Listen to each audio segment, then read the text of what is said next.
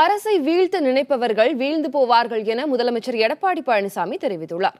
பெரம்பலூரில் நடைபெற்ற எம்ஜிஆர் நூற்றாண்டு விழாவில் பேசிய அவர், எம்ஜிஆர் சாதனைகளை இந்த தலைமுறைக்கு கொண்டு செல்ல வேண்டும் என்ற நோக்கில்தான் விழா எடுக்கப்படுவதாக கூறினார்.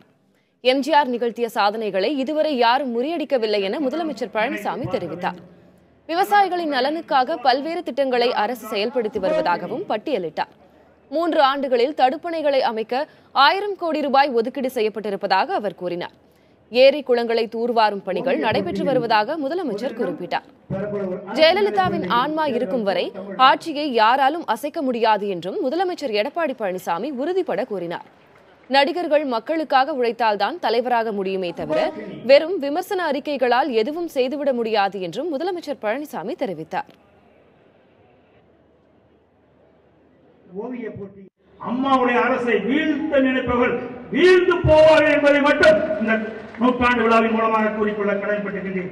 யாராரோ என்னமோ எண்ணுகின்றார்கள், இந்த ஆட்சியை குழப்பி பார்க்கின்றார்கள், இந்த ஆட்சியை எப்படியாவது கலைக்க வேண்டும் என்று முற்படுகின்றார்கள்.